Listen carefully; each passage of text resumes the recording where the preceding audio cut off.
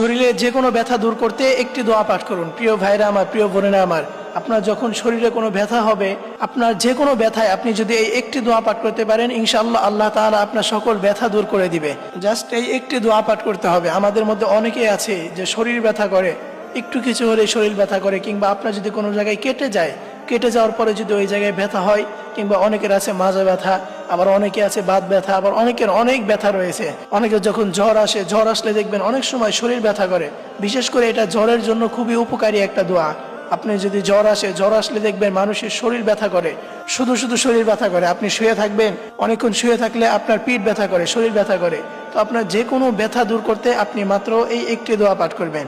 সেই দোয়াটি হচ্ছে আউযু বিল্লাহি ওয়া কুদরতিহি মিন শাররি মা আজিদু ওয়া উহাজিরু।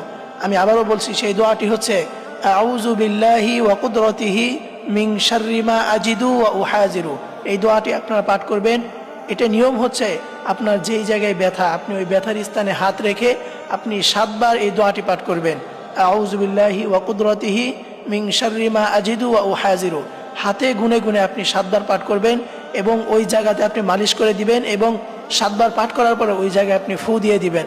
দেখবেন ইনশাআল্লাহ আল্লাহ তাআলা আপনার সকল ব্যথা দূর করে দিবেন। ঘরে অনেক বৃদ্ধ মা বাবা থাকে, বিশেষ করে অনেক মা বোনেরা আছেন, অনেকক্ষণ চেয়ারে বসে থাকলে মাজা ব্যথা হয়ে যায়, এবং ঘরে যারা বৃদ্ধ আছেন অনেকের বাত ব্যথা হয়, মাজা ব্যথা হয়।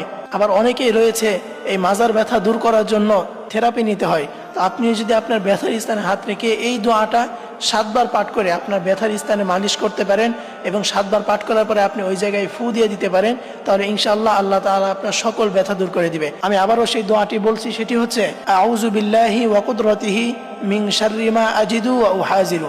এই দোয়াটি আপনি হাতে গুনে গুনে 7 বার পাঠ করবেন। ইনশাআল্লাহ আল্লাহ তাআলা আপনার সকল ব্যথা দূর করে দিবে।